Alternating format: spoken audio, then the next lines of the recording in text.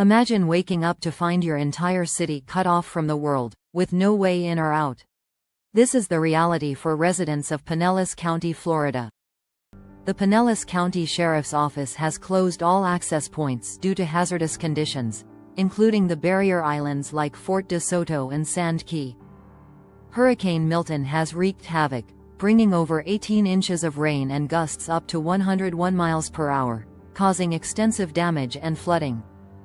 In Tampa, 15 people, including young children, were rescued after a tree fell on their home during hurricane-force winds. Water was pouring into the house, but officers managed to relocate the group to a local shelter safely. Another person with head injuries was rescued and taken to the hospital after a tree fell onto another home. Tampa was battered by strong winds as Hurricane Milton made its way into Florida, leaving a trail of destruction. It's almost 6:40 in Florida, and the damage caused by Hurricane Milton overnight is becoming more apparent.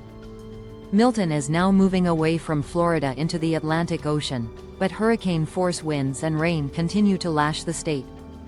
Over 3 million people are without power across Florida, with Sarasota, Hardy, Manatee, and Highlands among the worst affected areas.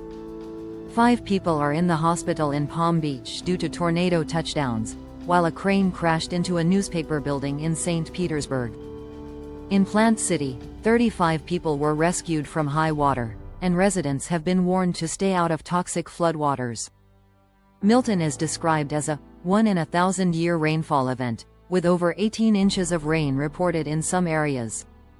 The most dangerous part of a hurricane is often the storm surge, a wall of water driven onshore by hurricane-force winds. The Weather Channel reports an 8-foot surge near Sarasota and a surge of 6 feet further south from Naples to Charlotte Harbor.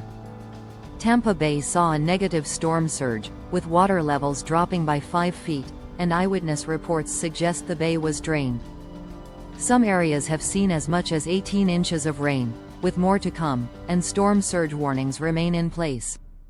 A crane crashed into the iconic Tampa Bay Times building, causing significant damage but no injuries were reported. Hurricane Milton has caused serious destruction across Florida, including a Major League Baseball stadium roof torn off in St. Petersburg.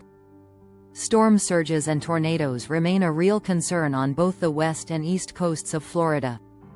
In Plant City, first responders had to rescue 35 people from high water, and residents are warned to stay out of potentially toxic floodwaters. Hurricane Milton made landfall near Siesta Key as a major Category 3 hurricane, bringing winds in excess of 100 miles per hour. Over 18 inches of rain fell in St. Petersburg and Tampa, making it a one-in-a-thousand-year rainfall event for the area.